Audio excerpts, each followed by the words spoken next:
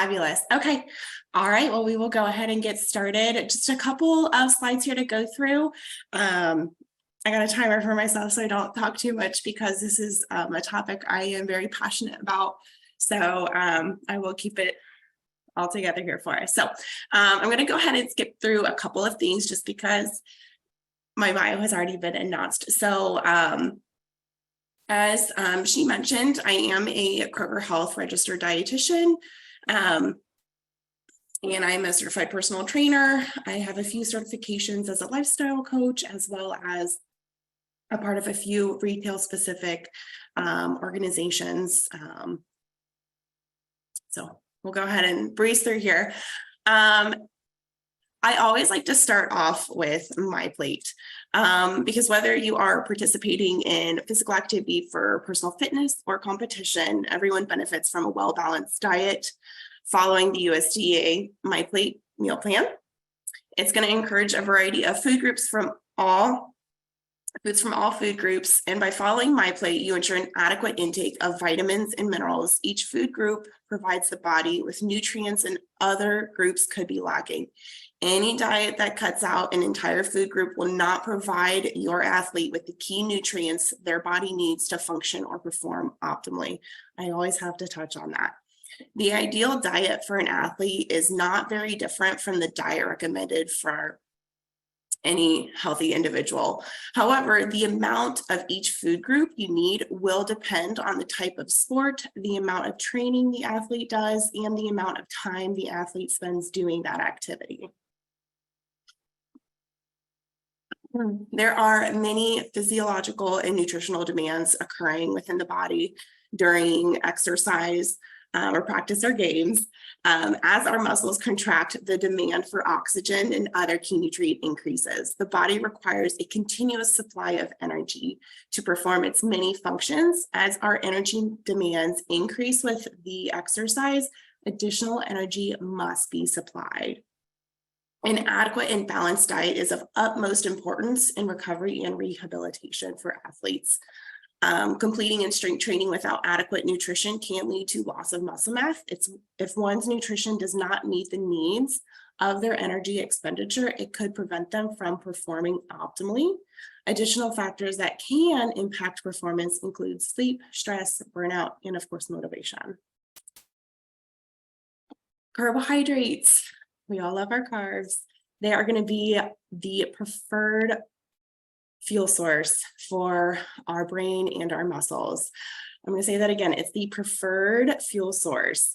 By consuming enough carbohydrates, protein is going to be free and able to do its main job of repairing and rebuilding muscles.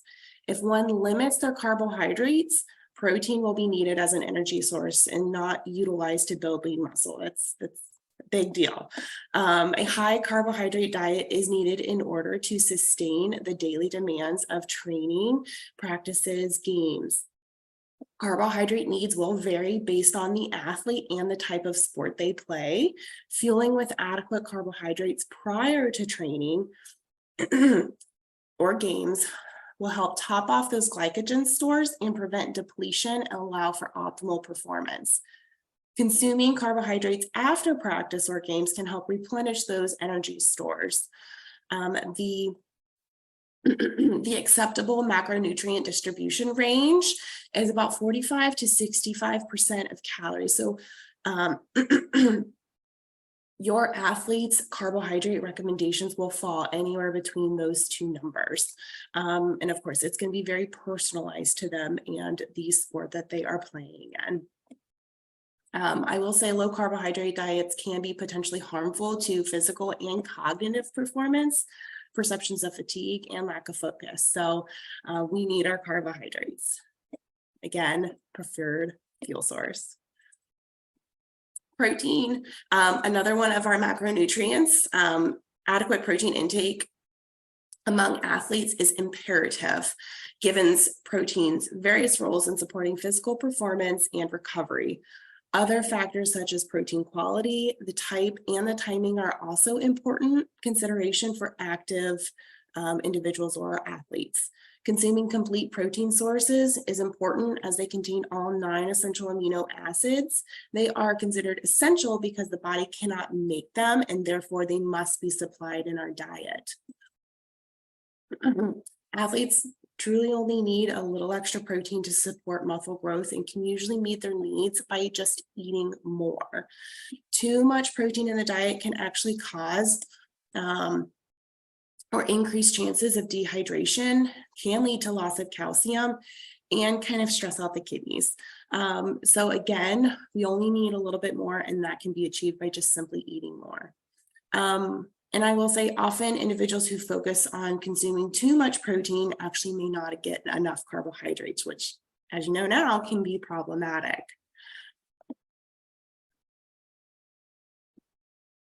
As far as fats go, our third macronutrient, fat, is going to be that primary fuel source for light to moderate intensity exercises, and it performs many important functions in the body. The more efficient and active individual becomes in their respective sport, the easier it is for them to operate at a lower intensity while maintaining the same level of work. So think of it as preseason, your athletes, they might not be as conditioned, so they're going to have to work a lot harder to keep up with what's being asked. However, halfway through the season or towards the end of the season, they've got it. They're going to be running more efficiently because they're used to practice and they've been trained up. So our fat stores play an important role in fueling athletes in situations where our glycogen or stored glucose has been depleted and no foods are being consumed. Too little fat intake can lead to issues such as low energy intake and availability and decreased production of hormones. So again, fat is also an important nutrient, and we want to make sure that we're getting an adequate amount of. However, too much in the diet can lead to an unwanted weight gain. And I will say, a standard American dietary pattern is usually high in fat. So individuals do need to be paying attention to where that fat is coming from. So turning the product, taking a look at that nutrition label, identifying where that fat is coming from.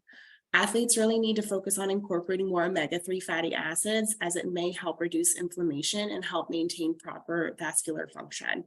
That recommendation for fat intake is going to fall anywhere from 20 to 35% of their calories.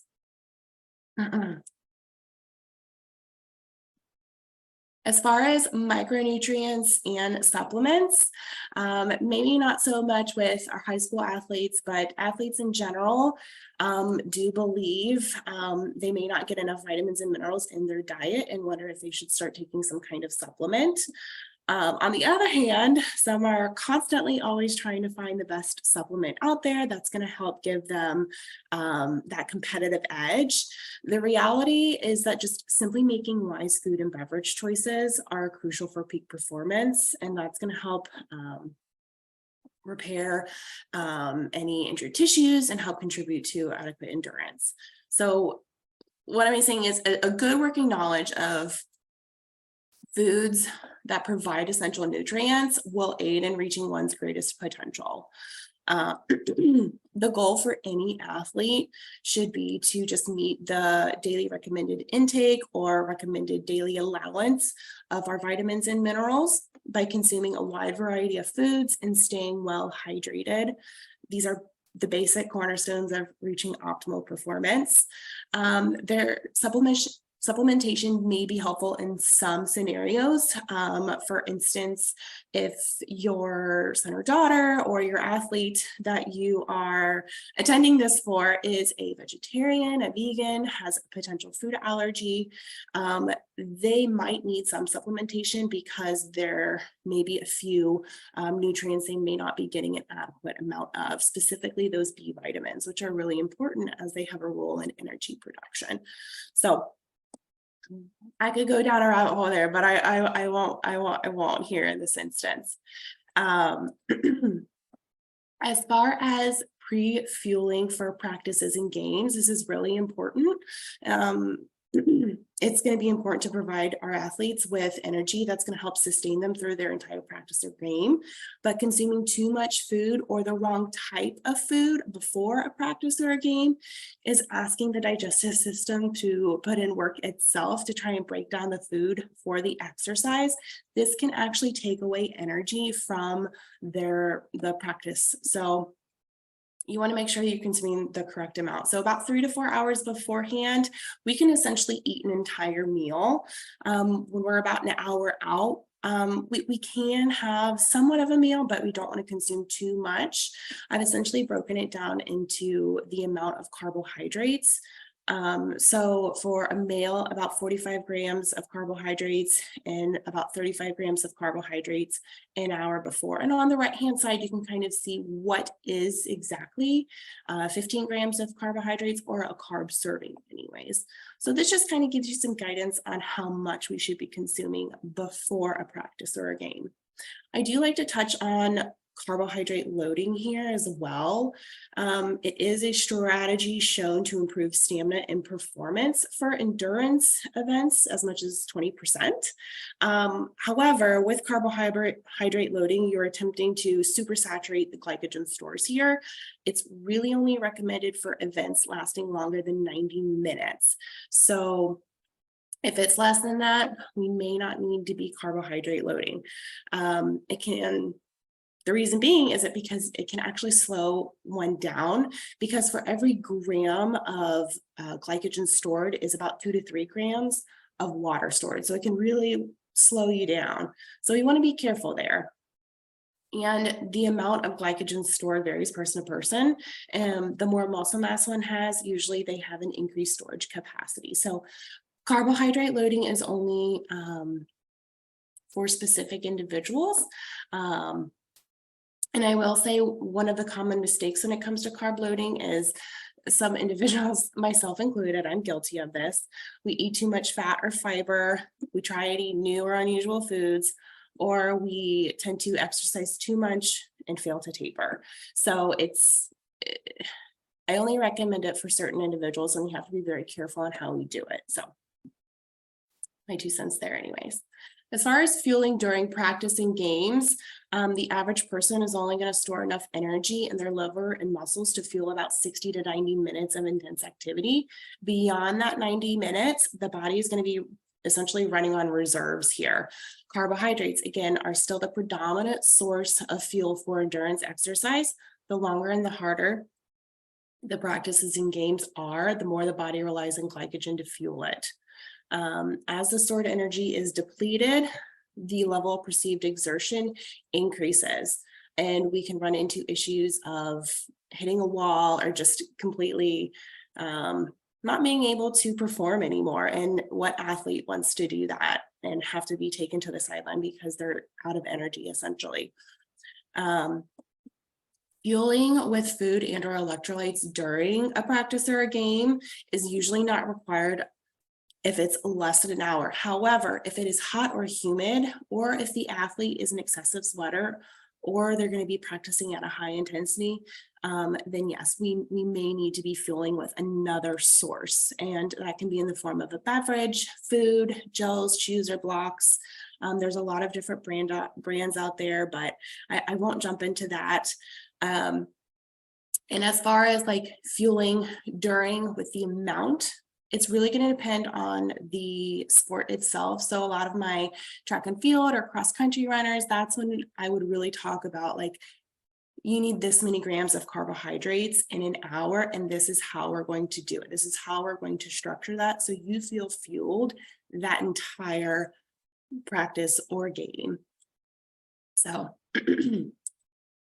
as far as recovery from practices and games here, we want to rehydrate about 16 to 24 fluid ounces for every pound lost in sweat. Excuse me. As far as like food goes, nutrition following training or competition can enhance recovery due to an increase in heart rate and blood pressure, which is going to enhance the nutrient delivery to our muscles, faster glycogen replenishment, and the initiation of tissue repair. And it's going to switch the body's hormonal from muscle breakdown to muscle building early in the recovery timeline. So recovery is a crucial time period. After any kind of practice or game, we really want to focus on getting a snack, 15 to 30 minutes. However, if you're not going to be able to get, well, I take that back. We really want to get a meal in following a practice or sport, or a practice or game to help kind of replenish those glycogen stores. However, if we don't have time for a full meal, we want to get that snack in. And that could be a simple combination of pretzels and peanut butter, chocolate milk, one of my favorites. And again, we really want to focus on combining carbohydrates and protein. For that meal, we really want to get like a balanced plate. The example at the bottom here is essentially just a kind of a stir fry here with brown rice and chicken, and we want to cook that in olive oil. So we're combining multiple food groups to ensure adequate nutrient intake here. Hydration, definitely have to touch on hydration here, as water is the most important yet overlooked nutrient for athletes. Water and fluids are essential to help keep the body hydrated and at the right temperature. The body can lose several liters of sweat in an hour of vigorous exercise. When our total body water decreases greater than 2%, your athlete is going to enter a state of dehydration, and this can cause physiological or changes in physiological function and can lead to detriments in health and performance.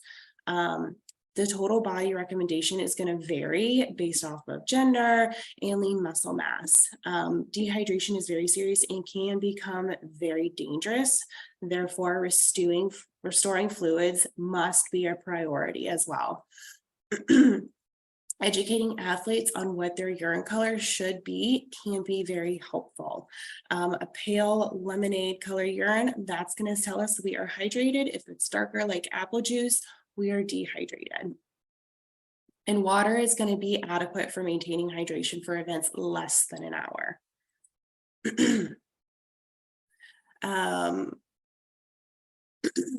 Excuse me.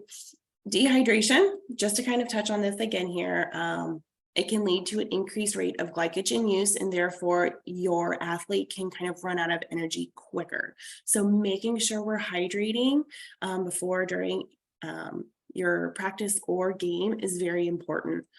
We want to make sure that we're consuming plenty of water. Electrolytes, specifically when events are longer than 1 hour, is important. Our electrolytes, sodium, chloride, potassium, calcium, are minerals essential for controlling fluid balance, regulating blood pressure. They're involved in muscle contraction and maintaining our blood pH. Sports drinks are the most popular way to get in our electrolytes, and concentrations should be kept between 6 and 8% of carbohydrates to ensure the fluid absorption and electrolyte balance. Some beverages or products out there, they can have higher concentrations, and this could potentially cause GI issues. So again, between 6 and 8% here. And then if you want to take a picture of this, feel free to. These are just sample breakfast, lunch, and dinner basically performance plates during pre and post, or during pre and during season or harder practice days. Your athletes' needs are going to be higher. Fluid and electrolyte needs are going to be important to make sure that we're maintaining and getting in enough protein, and antioxidant rich foods are essential, as well as moderate amounts of healthy fats. So these are completely balanced, very nutrient dense meal plans for pre or in-season days. And then last but not least, I just want to touch on Kroger Health. As I mentioned earlier, I am a registered dietitian with Kroger Health, and we do offer telenutrition, and this gets This is an opportunity for individuals to meet with a dietitian one-on-one, when and where they need it in the comfort of their own home. I know we really touched on nutrition needs for athletes, and I could really dive into more specific recommendations, but unfortunately we don't have time. I don't want to take the entire hour here. So if you're interested, I would be happy to connect with you, or if you're interested in learning more about Kroger telenutrition services, you can learn more. There's an embedded link here, and I can also send Melissa the contact information as well too. And then I do also like to touch on Opt Up. Anyone is able to use this if they are a Kroger shopper. You have access to Opt Up. Even if you're not a Kroger shopper, you still have access to Opt Up. This is our nutrition rating system to simplify choosing nutritious foods. Nutrition ratings are calculated by leveraging data science, evidence-based nutrition information, and machine learning to rate foods on a scale from 1 to 100. The more nutritious the food, the higher the nutrition rating. So it kind of simplifies reading nutrition labels for individuals, and it can be used in store, at home. It's a really great tool that I could probably talk another hour about, but I won't for the time here. Other than that, I think I have shared all of my information, but of course there are going to be questions. So I will wait for those and pass that on over.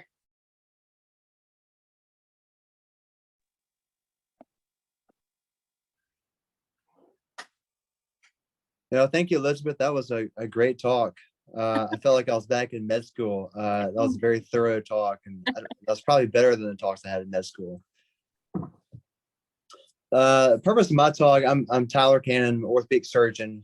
I take care of a local high school team on the field, so I'm a team physician as well, and also a father of 5. So probably like many of you parents, it's always interesting, when your kid goes down or they come home from sports or school, whatever, and they've got an injury or possible injury, because many times it's hard to tell, when is it appropriate to see someone for this, or is this something that we can shrug off and, basically quote unquote, rub some dirt on it and, give it some time and see if it goes away. So I think today I'll just briefly talk about, ways to prevent and protect, injuries on the field for our athletes, but also kind of the top 10 things I see in clinic of how to treat and what are the kind of more common athletic injuries that we see.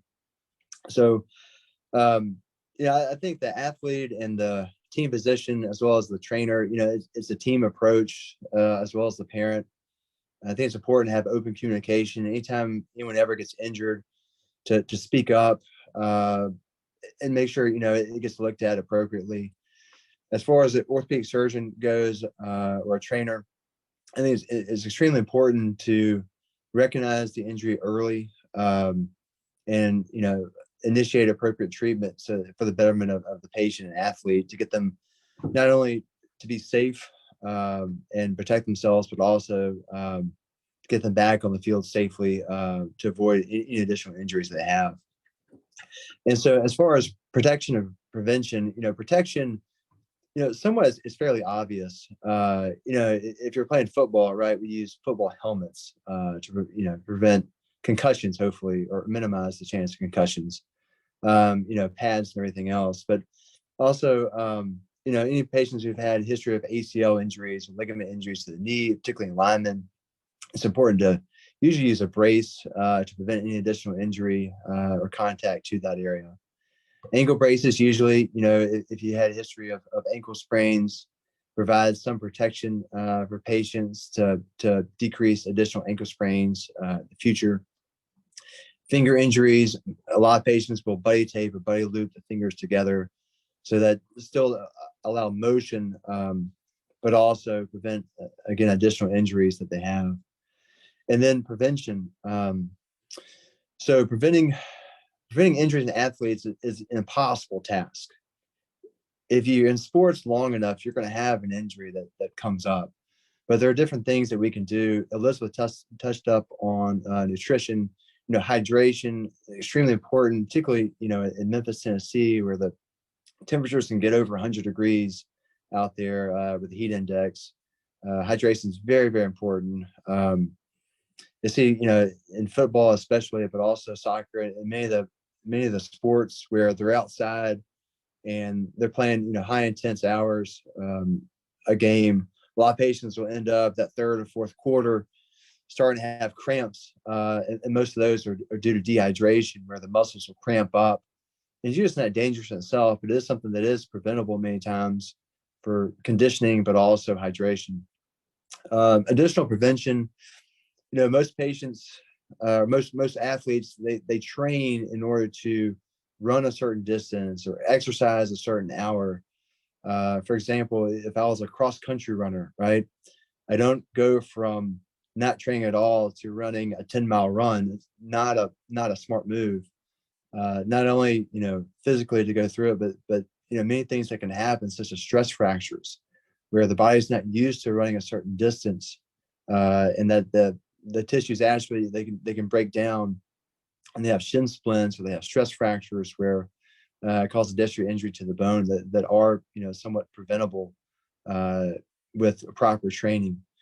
Working out, I feel like nowadays, I think weights, conditioning in that regard has really advanced since I was an athlete 20 something years ago, 30 something years ago.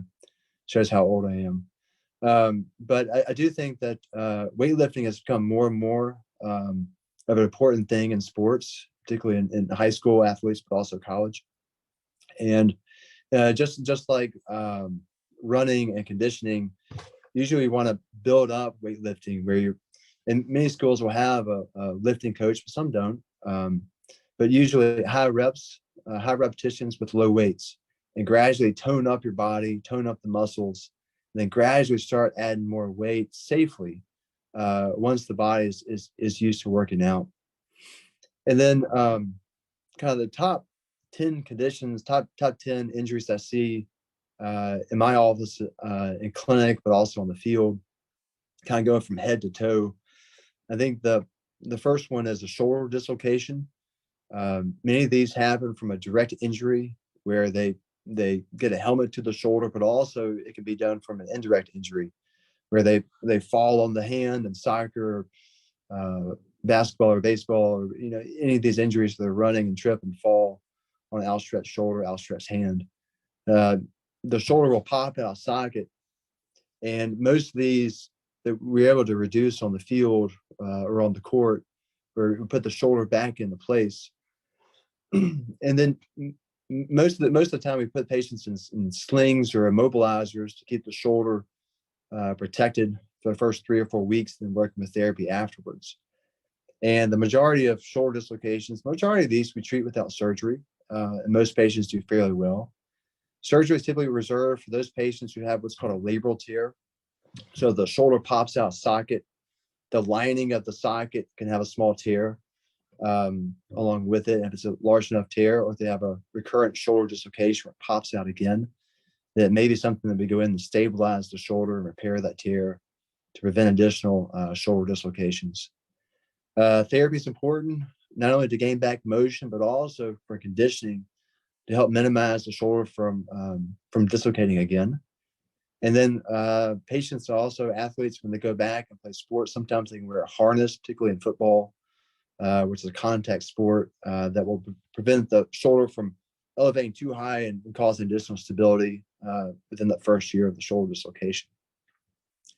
Second injury I typically see is an elbow dislocation or elbow fracture. These are much more rare than a shoulder dislocation. Most of these, if it's a dislocation, which means that nothing's broken, that the elbow is dislocated, most of these also can be treated without surgery, where we put the elbow back into place on the field before having it actually be seen in clinic. Most of these, again, are treated without surgery, where usually the ligaments heal up themselves. The other common thing that I see for elbows, particularly in baseball players and pitchers, would be what's called a collateral ligament injury. I don't know if y'all read up much, but Tommy John's is a surgery that most people have heard about, where you've got a chronic ligament tear or chronic ligament injury, or the ligament can stretch out. Sometimes these are treated without surgery if it's a partial tear or non-displaced tear.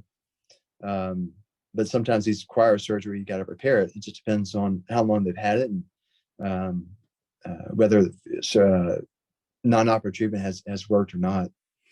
And then going down the arm, down to the wrist and hand. Wrist fractures are somewhat common. It's more so from falls on outstretched hand than actually a direct injury. It's important to get that X-ray early. Most of these are not emergent, and many of these can be treated without surgery, but it's important to get that X-ray early so that patients do go back on the field or contact sport where it causes additional injury. Without surgery, I typically treat these in casts. Most of these heal up for the first 6 weeks or so. Occasionally, if it's a really stable injury, you can brace it or splint it, where they can take usually a brace off and on, but usually a cast is kind of the foremost treatment for me in regards to wrist fractures. And then ultimately finger injuries, finger fractures, most of these will require surgery. Occasionally, if it's a non-displaced break or the patient has a good range of motion, minimally displaced, we treat this without surgery, where the patients can link the fingers together, but usually we got to modify some of their activities. And then finger dislocations, again, most of these treated without surgeries, but it's important to recognize this and put fingers back into place and to see if the whether is stable or not. If it's a stable injury where the finger typically wants to stay in the correct position, we treat this usually with buddy loops and immediate range of motion. But again, it's important to recognize this early on, have it taken care of, and not lead to any kind of consequences down the road. And then going down to the lower extremities, hip flexors are very common, where patients will have an injury to the front part of their hip. It's kind of like an ankle sprain. It's basically a hip strain. And most of these treated without surgery, but they take a while. I mean, sometimes these can take 4 to 6 weeks of really protecting the patient before they're really able to go back on the field or on the court. And it's important, even though there's not a fracture, to recognize this, just like an ankle sprain, where we can protect the patient for the first, several weeks or first month or so, and gradually initiate rehab and recovery to get back on the field. We have occasionally patients go back too soon, and in that case, they can re-aggravate their hip and have additional issues where they miss actually more time they would have if they took care of it to begin with. Knee injuries are very common, no matter what sport we're talking about, whether football, basketball, soccer, or any of the other sports, tennis. Very, very common. ACLs are another common orthopedic injury. Usually they're non-contact, where patients will hyperextend or a lot of times they feel the knee pop or hear a pop. And many instances, patients will feel like their knee's unstable or buckles. I've seen some ACLs where patients will go down and it's a devastating injury and can't walk off the field, and we've got to get them off the field. Other patients will have a subtle injury. They feel a pop and they'll actually try to get back the next play.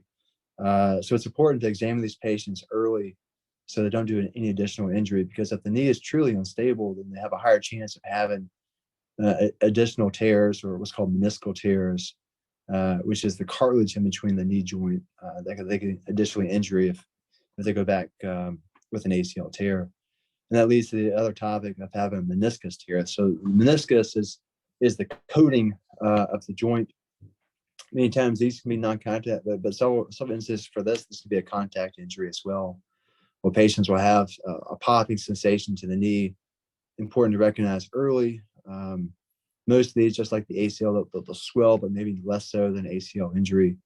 But they're hurt right at that joint line, right specific portion of the knee. And for many instances, MRI is necessary in order to diagnose this. Meniscal tears, most of these are treated typically with surgery, because if it's a torn meniscus, it's not going to heal itself, just like an ACL won't heal itself if it's injured, where they end up having surgery with an arthroscopic surgery to either repair or just remove the torn portion of the meniscus. And most patients go back, athletes go back to the field for meniscus tear between 6 to 12 weeks, depending on the surgery at the earliest. ACL tears, usually it takes sometimes 6 to 12 months really for a full rehab before they're able to go back to their line of recreational play. And then ultimately, ankle injuries. Most ankle injuries that happen in sports, usual ankle sprains, where you've got a strain or stretched out of the ligament, usually on the outside of the ankle. Sometimes you've got kind of higher grade ankle sprains, which leads to a small tear of that ligament. Most ankle sprains are treated without surgery and do very well. It's important, again, just like the hip flexor, where actually there's no break on an x-ray. It's important to recognize it, protect that patient in order for everything to heal up, for them to get the motion back and be painless before they get back on the field or on the court. Ankle fractures are much less common. It does happen. That's why it's important to follow up with the orthopedic surgeon, have an x-ray, make sure it's not a fracture, but it's actually an ankle sprain. Ankle fractures, if it's stable, we treat these usually without surgery, whether in a cast or even in a walking boot. If it's unstable, which means that the brake is going to move or has moved or shifted, usually we treat this with plate and screws, depending on the type of ankle injury. And lastly, Achilles tendon rupture. Achilles tendon is the back part of the heel or heel bone. Usually patients will come down on the ankle or push off the ankle and feel a pop. Usually it's immediate pain, swelling, and even deformity. If you put your hand on the back part of the Achilles tendon where it meets the heel, sometimes there's a step off or a gap of the tendon. Important to recognize early, again, to treat this with surgery or without surgery is debatable. Most athletes tend to treat with surgery just maybe because it has less chance of re-rupture again, and higher chance of healing. And then things that look like that. Sometimes patients will, typically patients between 8 to 12 or 18, 14 years old will have what's called Sever's disease. And Sever's disease is pain at the heel. It's usually not necessarily traumatic. Sometimes patients come in with a traumatic episode or history, but most of the time it's treated without surgery. It's an inflammation basically of the growth plate where we protect the patients, and usually once they as they age, that growth plate will close up as they age. Usually their symptoms will go away.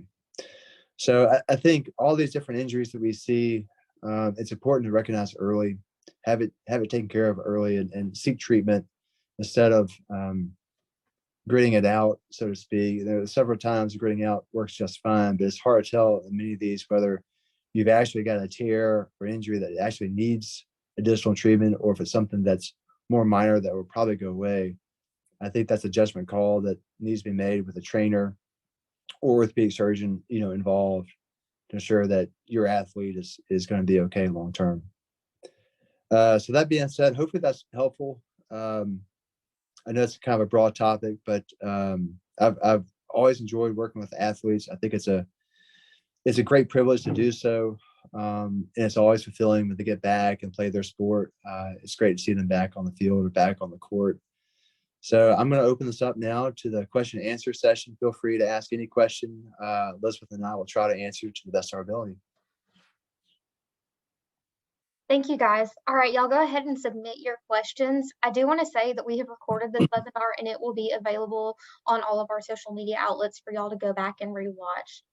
While everyone is submitting their questions, we do have a couple of pre-submitted questions that I'm going to go ahead and read off to you. All righty. This one is for you, Dr. Cannon. How long does it usually take for a fracture to heal? That's a great question. And I'm going to say it depends. So most fractures heal usually about 6 weeks. There are some fractures a little bit trickier due to poor blood supply. So one, for example, is called a scaphoid fracture. The scaphoid is right at the bottom part of the wrist. It's right here, kind of on the thumb side. And that fracture sometimes is tougher to heal because it has less blood supply. And many times it may take up to 12 weeks or longer. But the time frame typically is 3 to 4 weeks for a hand fracture or a toe fracture, and up to 6 weeks for most other breaks. righty, thank you. Miss Elizabeth, this one is for you. All righty. They want to know, is there a difference between Gatorade or Powerade? Is one better than the other for refueling during or after practice? All good questions. Gatorade and Powerade, they're very similar beverages. The nutrients in them may vary ever so slightly. But I will say, going back to what I've mentioned, if our practice or our game is less than an hour, water is going to be the predominant fluid that we need to be drinking, unless it's hot or humid or the athlete is an excessive sweater. Then we can look at some of those sports drinks. And again, aiming between the 6 to 8% glucose or carbohydrate anyways, just to avoid any kind of GI stress. You can use whichever you would prefer, whichever flavor you'd like. But again, I would say usually what I typically recommend is maybe alternate with water and the sports drink, just because if we tend to chug the sports drinks, we can experience a little bit of GI issues just from that alone. So, and it's just taking a little bit of time to look at the nutrition label. I will say, I know I mentioned this at the very end, opt up. If you were to go to Kroger.com and you're able to scan the barcode of certain products, if you actually scan the barcode of the Gatorade and the Powerade, you're going to see what their opt-up score is. So as I mentioned, the opt-up scores are anywhere from 1 to 100. The higher score, the healthier the product. So if you truly want to go for the higher scoring product, that would be exactly how you'd want to figure it out. I'm going to piggyback off of that real quick with this next question. Is the Opt Up app similar to the Yuka app? I've heard this app before, and whoever asked this question, please correct me if I'm wrong. I believe you're able to scan the barcode of a product, and it's going to tell you if it has any artificial ingredients or GMOs or any kind of that's all I got right now. That's all I can remember from this app that a patient actually introduced it to me. I won't. But the Opt Up app will also do those same things. So it's not gonna tell you. It's not going to tell you what is actually in it that is not good. But I will say, based off of the score itself, if it is a lower scoring product, it's going to likely be because it's higher in calories, higher in sodium, higher in saturated fat, and it doesn't contain a fruit or a vegetable or any dietary fiber or protein. However, if we're talking about sports drinks are going to contain higher amounts of sodium as it's one of our electrolytes. So it's going to be higher. Just know that going into searching those products. But that's kind of a good rule of thumb. Thank you. Okay, we have one more question about sports drinks. Is it okay to mix your own electrolyte mixture of sugar, water, salt, baking soda, and more water?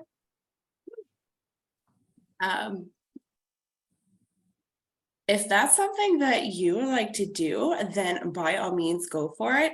I would just want to make sure that you are getting that recipe from a credible source, instead of kind of going at it blind and just kind of mixing things together. Because again, the last thing you want your athlete to do is experience a lot of GI discomfort from drinking that concoction. I've never made my own sports beverage before, but I know it's possible.